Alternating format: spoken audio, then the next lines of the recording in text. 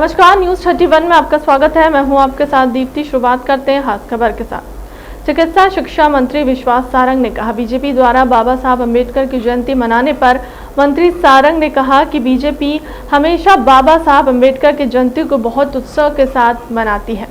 आपको बता दें कि लंदन का वह घर जिसमें अम्बेडकर जी ने पढ़ाई की, मोदी ने उसमें स्मारक बनाने की बात कही। कांग्रेस ने हमेशा अम्बेडकर को नीचा दिखाया है। नेहरू के टारगेट पर बाबा साहब अम्बेडकर थे। नेहरू और कांग्रेस की सरकार ने बाबा साहब अम्बेडकर राष्ट्रीय अध्यक्ष बनने से रोका था। खरगोन में पत्थरबाजी मामले पर कार्रवाई पर कहा उन्होंने कि जो कानून हमने हाथ में लेते थे उन्हें गुंडे बदमाश मध्य प्रदेश में बख्शे नहीं जाएंगे। कांग्रेस के नेता में किसी ने अभी तक पत्थर चलाने का विरोध नहीं किया, लेकिन पत्थरबाजों के खिलाफ कार्रवाई हुई तो कांग्रेस में पेट में दर्द हुआ। 84 के दंगे करने वाली कांग्रेस ने इस देश में अलगाववादी ताकतों को संरक्षण देने वाली कांग्रेस खरगोन में भी दंगाइयों को समर्थन देने की बात कर रही है। भड़काने वाले भी नहीं बचेंगे। दिग्विजय सिंह का ट्विटर अकाउंट बैन करने पर ट्वीट उपयोग करने वालों को धन्यवाद देता हूं। मुहिम चलाई थी कि दिग्गी के ट्विटर अकाउंट को बैन किया जाएगा। खुशी है कि लोगों ने ट्विटर से रिपोर्ट की है, दिग्गी का ट्विटर हैंडल बैन किया जाए। धूमधाम से मनाई जाएगी हनुमान जयंती, कोई दिक्कत नहीं होगी, कहीं भी कोई दिक्कत नहीं आएगी। हनुमान भक्तों से कहा गया कि पूरी ताकत के साथ त्यौहार मनाएं। बाबा साहब अम्बेडकर, कमलनाथ भी जा रहा है। बाबा साहब अम्बेडकर ने इस देश का मान और सम्मान बढ़ाया, इस देश का संविधान बनाया और उनके व्यक्तित्व से ये बात स्पष्ट होती है कि योग्यता कभी भी सुविधाओं की मोहताज नहीं होती।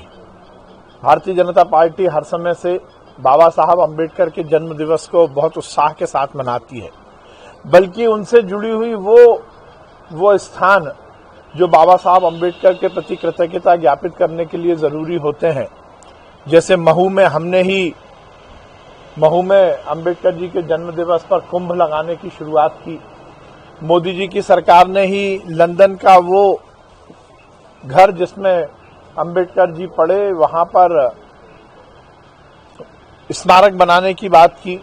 ये अलग बात है कि कांग्रेस ने हर समय अम्बेडकर जी को नीचा दिखाया। इतिहास इस बात का गवाह है कि नेहरू जी के टारगेट पर यदि कोई रहता था तो वो बाबा साहब अम्बेडकर रहते थे। बाबा साहब अम्बेडकर को हर समय नेहरू जी ने कांग्रेस में और उनकी सरकार में नीचा दिखाने की कोशिश की। अब आज कमलनाथ जी महू जा रहे हैं तो महू जाकर इस बात का खेद तो व्यक्त कर दें कि नेहरू जी ने अम्बेडकर जी को कांग्रेस का राष्ट्रीय अध्यक्ष बनने से रोकने की कोशिश की थी।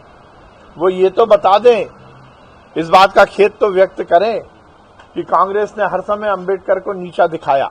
भारतीय जनता पार्टी अम्बेडकर जी का सम्मान करती है और इसीलिए आज मध्य प्रदेश के सभी बूथों पर भारतीय जनता पार्टी के कार्यकर्ता उनके प्रति कृतज्ञता ज्ञापित करेंगे। देखिए, मध्य प्रदेश शांति का टापू है। यहाँ हर त्योहार धूमधाम के साथ मनाया जाता है और हनुमान जयंती भी धूमधाम से मनाई जाएगी। कहीं कोई दिक्कत नहीं है, कहीं कोई दिक्कत नहीं आएगी। हमारे सभी हनुमान भक्तों को मैं कहना चाहता हूं, धूमधाम के साथ हनुमान जयंती मनाएं, हनुमान बब्बा का आशीर्वाद लें, पूरी ताकत के साथ हम त्योहार मनाएं। मध्य प्रदेश शांति का टापू है और मुझे पूरी उम्मीद है कि कोई भी वर्ग इन सब बातों को लेकर किसी भी तरह की कोई दिक्कत पैदा नहीं करेगा। कहीं कोई दिक्कत नहीं है। चंद लोग यदि त्योहार के माध्यम से मध्य प्रदेश की आबो हवा को बिगाड़ना चाहते हैं तो उनका हश्र क्या हुआ ये हमें खरगोन में देखने को मिला है। इसलिए मध्य प्रदेश में पूरी तरह स्थिति नियंत्रण में, कहीं कोई दिक्कत नहीं है। हनुमान जयंती धूमधाम के साथ मनेगी। सरकार हर मुद्दे पर नजर रखी हुई है और खरगोन में पूरी तरह हालात हमारे नियंत्रण में है।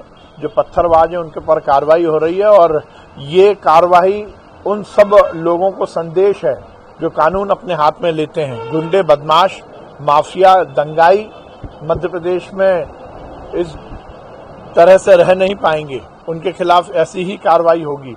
पर मुझे इस बात का बहुत अफसोस है कि 2 दिन से कांग्रेस के नेता में से एक ने भी पत्थर चलाने का विरोध नहीं किया। सरकार ने पत्थरबाजों पर कार्रवाई की तो कांग्रेस के पेट में दर्द हो रहा है। ये इस बात को इंगित करता है कि 84 के दंगे कराने वाली कांग्रेस इस देश में अलगाववादी ताकतों को संरक्षण देने वाली कांग्रेस की मानसिकता में कोई परिवर्तन नहीं आया है। खरगोन में भी वो दंगाइयों को ही समर्थन देने की बात कर रहे हैं, ये बहुत ही दुर्भाग्यपूर्ण है। परंतु ध्यान रख लें सभी लोग, खासकर कांग्रेसियों को मैं कहना चाहता हूं कि दंगा भड़काने वाले भी नहीं बख्शे जाएंगे और दंगा करने वाले भी नहीं बख्शे जाएंगे। अमित शाह जी हम सबके नेता हैं, ये हम सबके लिए बहुत प्रसन्नता और सौभाग्य की बात होगी कि वो मध्य प्रदेश में आएंगे और हम सब कार्यकर्ताओं से मिलेंगे। वो एक ऐसे नेता हैं जिन्होंने इस देश में गृह मंत्री के रूप में संपूर्ण देश में जिस प्रकार से आंतरिक सुरक्षा को लेकर काम किया है और खासकर धारा 370 हटाने में जिस प्रकार से अमित शाह जी के नेतृत्व में काम हुआ है, माननीय प्रधानमंत्री नरेंद्र मोदी जी के मार्गदर्शन में, ये निश्चित रूप से इस देश के लिए फख्र की बात है। और आज अमित शाह जी के कारण और नरेंद्र मोदी जी के कारण ही कश्मीर में पुनः हमारे कश्मीरी पंडित बसने की तैयारी कर रहे हैं, वहां पुनः उनका आगमन होगा। तो निश्चित रूप से अमित शाह जी आएंगे तो ये हम सबके लिए फख्र की बात है, सौभाग्य की बात है। फिलहाल के लिए अब तक की खबरों में इतना ही। देश दुनिया की तमाम बड़ी खबरों के लिए बने रहे न्यूज़ 31 के साथ। नमस्कार।